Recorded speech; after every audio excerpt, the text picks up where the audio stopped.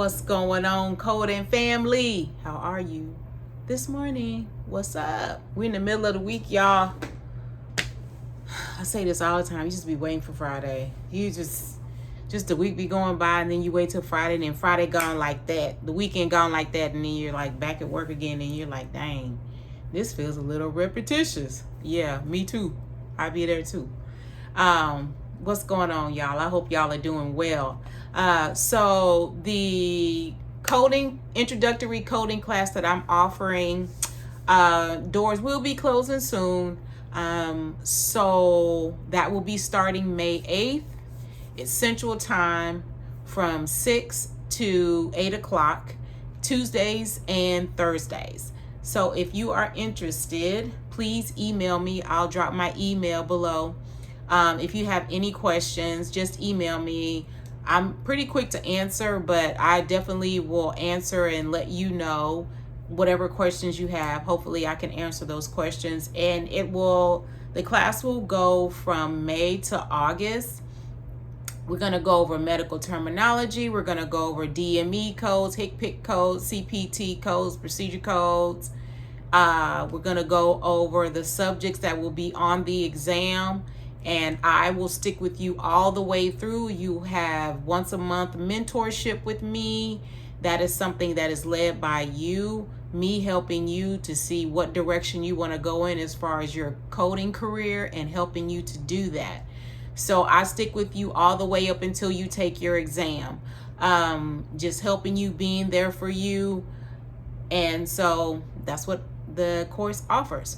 So today we're going to be talking about getting comfortable being uncomfortable.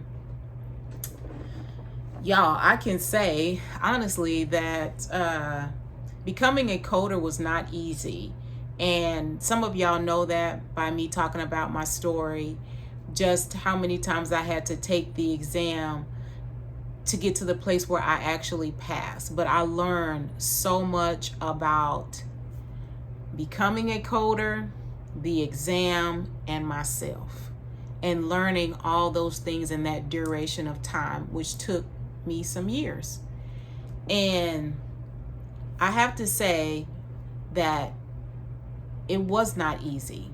And I don't expect things to be easy when I'm working towards a goal.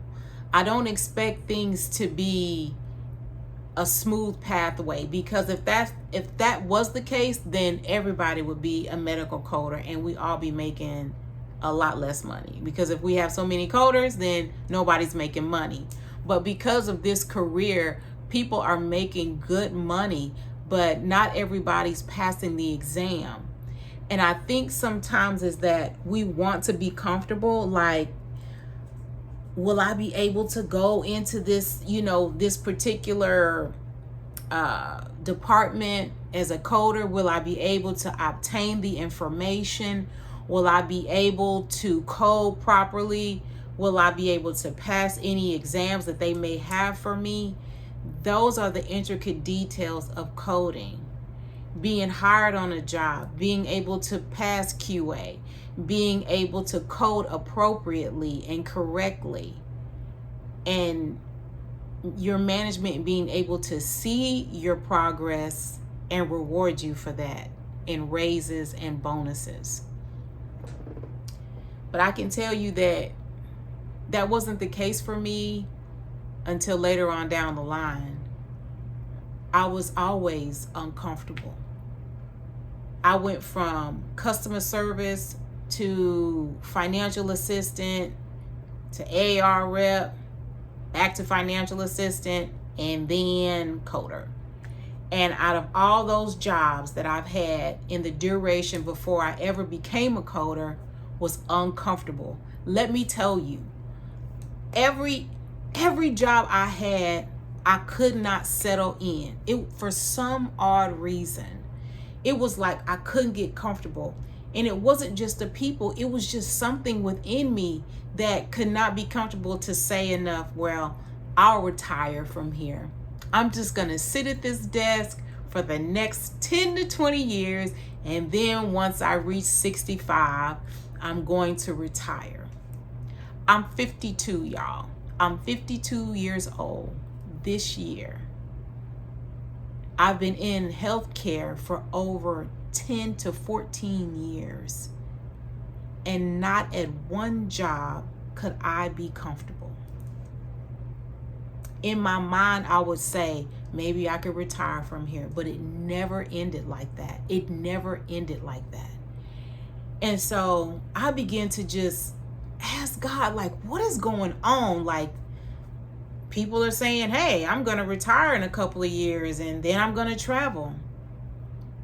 But in my mind, I would always say, I want to travel now. I don't want to wait till I'm in my 60s to travel. Now, that's okay for some people, but I'm saying for me, I wanted more than that. I want to experience more than that.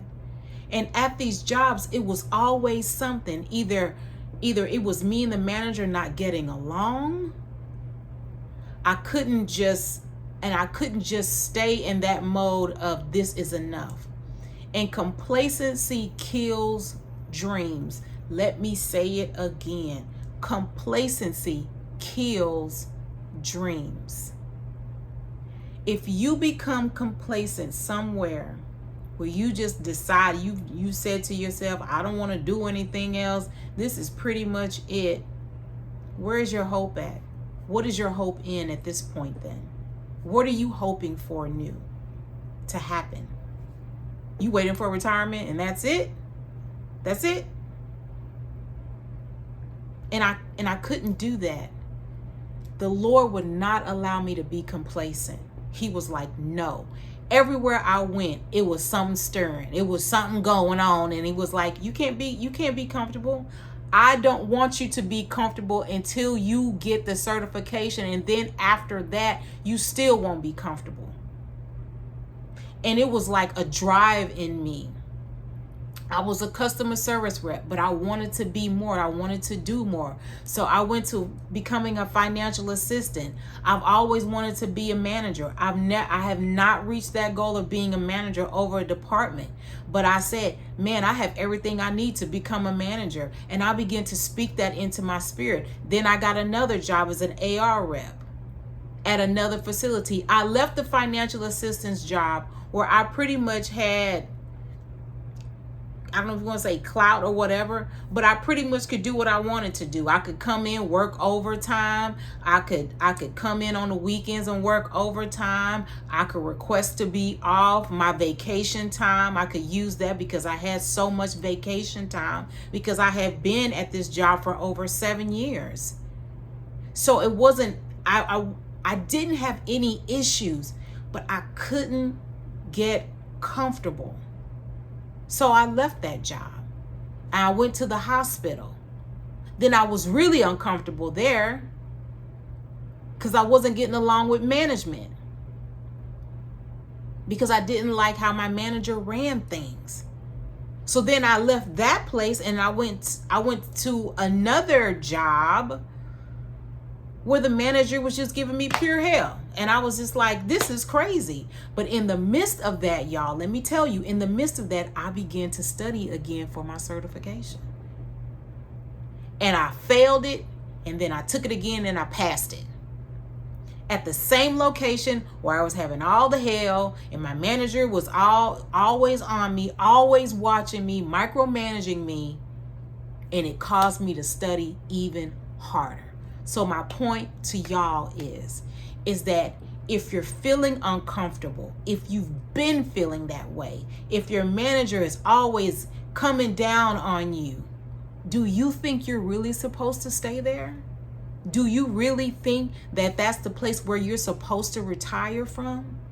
Is there something inside of you saying there's more? Is there something within you telling you there's more?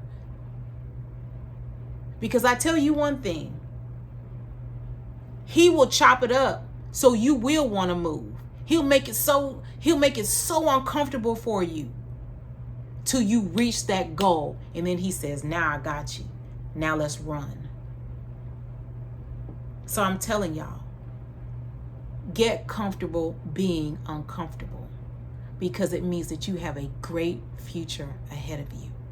Don't stop now. Dry your eyes. It's okay. Let's keep moving. Let's keep running. I'm here for it.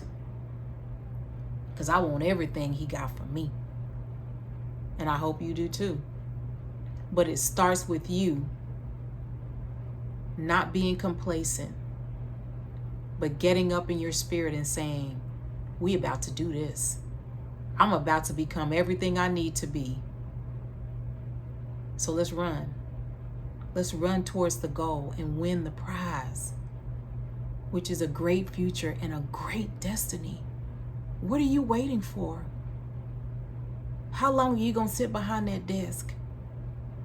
How long are you going to take that from your manager? How long? It took me over 14 years to get it. Don't let it take you that long. I'm telling you now, get up and get to running. Your future is waiting. All right. I love y'all. I'll talk to y'all soon.